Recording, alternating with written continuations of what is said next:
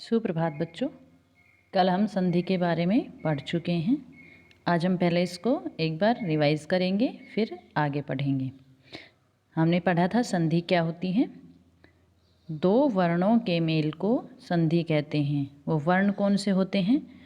पूर्व पद मीन्स पहले शब्द का अंतिम वर्ण और बाद वाले पद का या दूसरे शब्द का पहला वर्ण, उन दोनों के मेल से जो परिवर्तन होता है उसे संधि कहते हैं।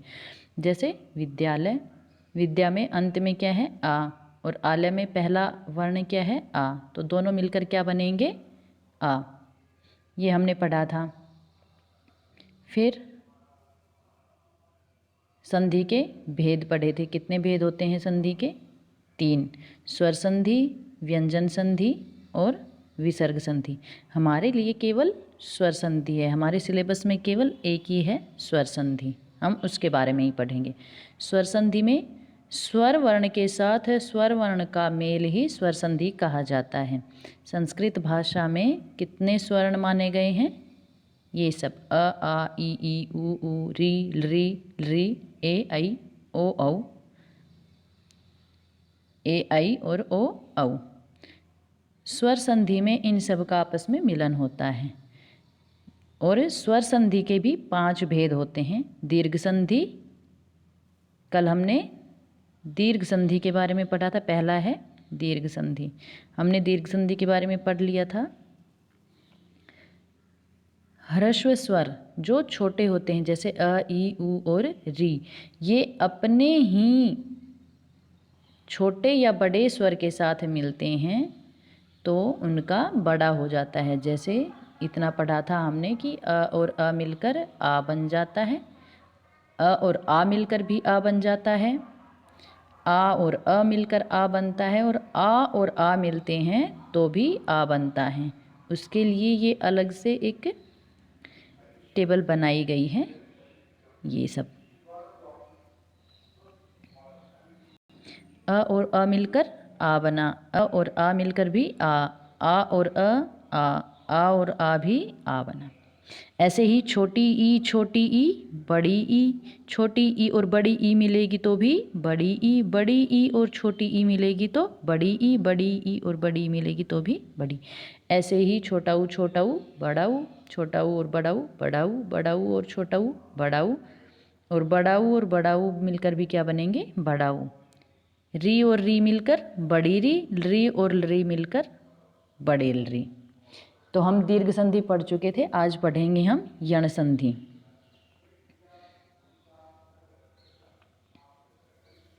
जिसमें उसमें तो था कि सेम स्वर होंगे दोनों, इसमें क्या है? दोनों अलग अलग होंगे। जैसे ई, उ, री। इन वर्णों के पश्चात अगर भिन्न स्वर वर्ण आता है तो इनके स्थान पर य, व, र और ल आदेश भवति, आदेश हो जाएगा। अर्थात ई, उ, री और री, अर्थात पहला शब्द है उसमें लास्ट में क्या है? ई, और दूसरे शब्द में क्या है? आ दिया है यहाँ, तो ई अ मिलकर क्या बन जाएंगे? य। जैसे यदि धन अपि यद्यपि, मधु धन अरि मधवरी। ई का क्या बन जाएगा? ई के बाद अगर कोई दूसरा वर्ण है तो ई का क्या बन जाएगा? य। उ का क्या बन जाएगा? व। री का र और री का ल।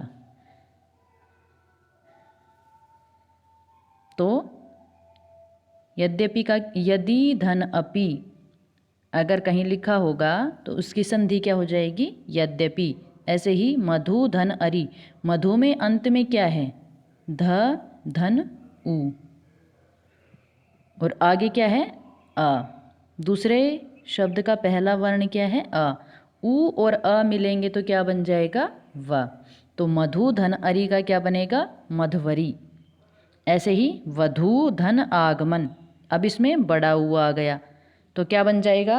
ऊ और आ मिलकर क्या बन जाएंगे? वा। जैसे वधू धन आगमन का क्या हो जाएगा? वधवागमन। पितृ धन आदेश है तो पितृ, री का क्या बन जाएगा? र, और त आधा पहले से ही है जब इसको तोड़ के लिखेंगे त्रि को तो त धन री, री का क्या बन गया यहाँ पर र, और आ पहले से दिया है, र और आ मिलेंगे तो रा, तो ये क्या बन जाएगा पित्रादेश है। इसमें मात्रा नहीं लगी है तो हम मात्रा भी लगा देंगे, पित्रादेश है। लृ धन आकृति, ऐसे ही ये बताया गया है कि लृ होगा तो लृ से क्या बन जाएगा ल, तो लृ धन आकृति का क्या हो जाएगा लाकृति ही। और भी एग्जाम्पल दिए होंगे, जैसे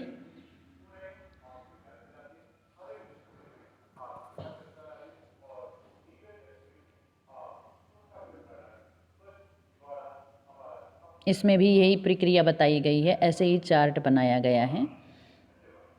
जैसे अगर पहले शब्द में अंत में ई और बड़ी ई होंगे, छोटी ई या बड़ी, उसके आगे कुछ भी स्वर आ जाए तो ई और ई का क्या बन जाएगा य। ई और ई को छोड़कर कोई भी स्वर आएगा तो ई का बन जाएगा य।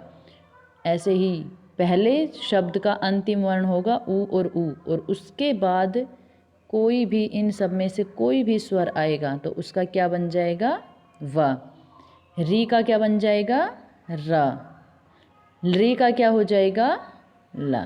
इतना हमें याद रखना है केवल, ई उ री और री, इनमें इनको छोड़कर इनके आगे कोई भी दूसरा स्वर आ जाएगा तो ई से क्या बन जाएगा य, ऊ से बन जाएगा व, री से र और री से बन जाएगा ला।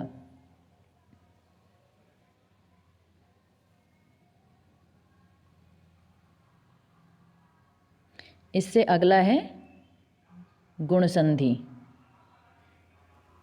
गुण मीन्स क्या होता है,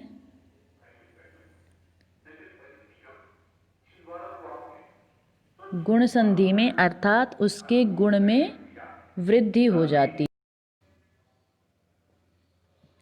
इससे आगे आता है गुण संधि, अर्थात अ आ इनके पश्चात अगर ई उ रील री आदि वर्ण आते हैं तो इनका ए ओ अर और अल बन जाता है, अर्थात उनके गुण में वृद्धि हो जाती है, उनके गुण बढ़ जाते हैं।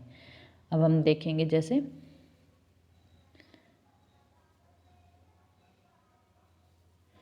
ये प्रक्रिया बताई गई है, अ और आ के सामने अगर ई और बड़ी ई आ जाए तो उनका क्या हो जाएगा ए, अ और आ के सामने उ और ऊ आ जाए तो ओ बन जाएगा। अ और आ के सामने अगर री आ जाता है तो उसका क्या हो जाएगा अर, अ आ के सामने अगर री आ जाए तो उसका क्या हो जाएगा अल। इधर क्या रहेंगे अ और आ रहेंगे केवल, यहाँ क्या रहेंगे अ और आ, और इधर कौन कौन से वर्ण आ सकते हैं, छोटी बड़ी ई उ बड़ा उ री और री। तो अगर अ और ई मिलेंगे तो क्या बन जाएगा ए, देव धन ईश है क्या बन जाएगा देवेश है, पर धन उपकार है परोपकार है, एक धन ऊन है एकोन है, महाधन ऊर्मी महोर्मी ही, देव धन ऋषि ही देवर्षि, तव धन लृकार है तवलकार है। ऐसे ही बहुत सारे एग्जाम्पल और भी हैं, वो बाद में समझाए जाएंगे आपको। इससे अगला है वृद्धि संधि। वृद्धि संधि में क्या होता है, वृद्धि मीन्स क्या होता है बढ़ना।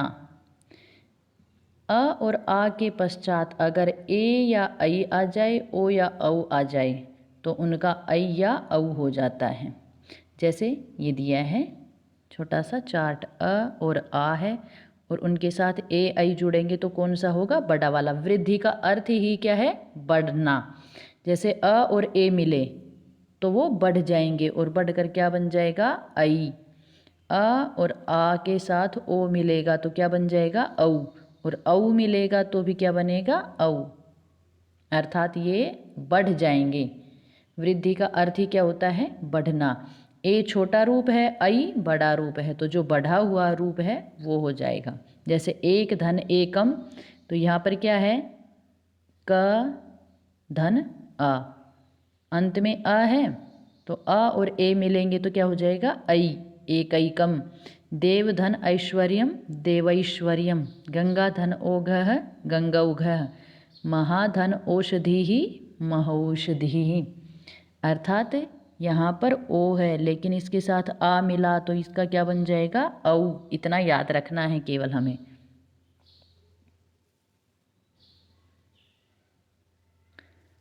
आज के लिए इतना ही करना है। इसके कुछ एग्जाम्पल और बताए जाएंगे, वो आपको अपनी कॉपी में लिखने हैं, और जो ये एग्जाम्पल दिए हुए हैं ये भी कॉपी में लिखने हैं।